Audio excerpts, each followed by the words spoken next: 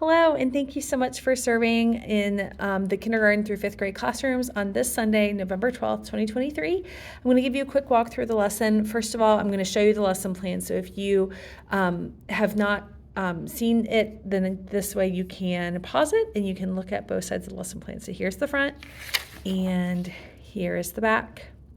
So I'm going to give you a quick walkthrough. This week we're going to be doing Oceans, which you can find on our Lindsay YouTube channel on our playlist for the Oaks Kids. And then when you do the memory verse, we are on week 2 for his steadfast love endures forever, ! So if you are downstairs, you have some missing words on the paper already. If you are upstairs, you're going to write the entire thing together. And then this week, we are going to continue working on our tacos prayer strategy, working on our thankfulness, adoration, confession, others, and self. So they will be coming up with 1 or 2 examples in each of those areas to do together so that they can work on kind of praying specifically to God. So we'll be doing that and then saying the Lord's Prayer.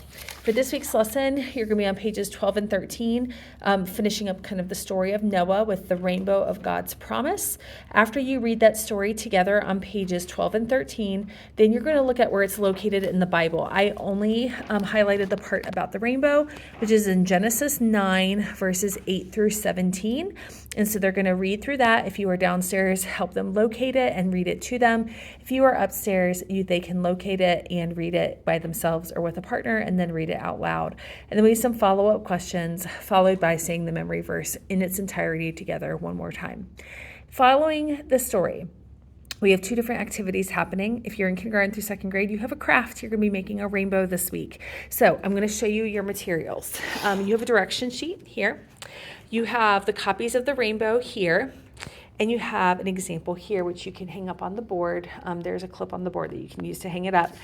Every student's going to need 2 of each color so they can run their rainbow crepe paper underneath their clouds on both sides.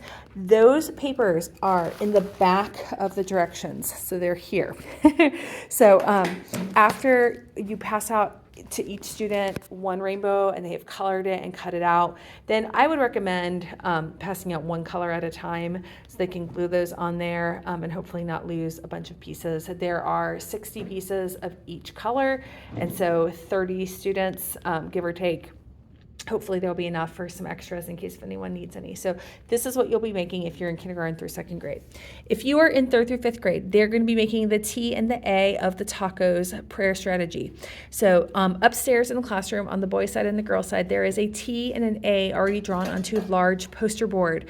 And so I want you to have like kind of an in-depth conversation about examples of T. What are some examples of things that they are thankful for? It could be generic things like family, pets, school, teachers, flowers, or they can be specific. I am thankful for my aunt. I am thankful for my pet dog, and they can even name them. And so, but I do want them to write them small, and I do want them to be very legible on those letters. So then that way, because they're going to be hung up in the classroom and they can revisit it that way. So colorful, small, and legible, and also serious. No like silly answers that don't actually answer the question. And then they're going to also do the A, which is adoration. This is a little more focused. So reasons that we adore God. What about his character do we adore him for? So he keeps his promises. He's faithful. He loves us. He gave us Jesus. The only thing is I ask that the answers are biblically sound and that they are, again, written colorfully and in small, legible handwriting. So there's room for lots and lots of answers. If there's extra time after they complete the T and the A, which they should cut out. After they have cut it out and written their answers, if there's extra time, they can go outside and weed the landscaping beds. The gardening gloves are still in the classroom. If that's done, or if there's just no weeds out there, then they can play card games. There are card games in the classroom up there. But that is it for this week. If you have any questions for me, feel free to reach out anytime. Thank you guys so much for serving and really building into our Oaks kids' lives. We're so grateful for all that you do, and we will see you on Sunday. Thank you.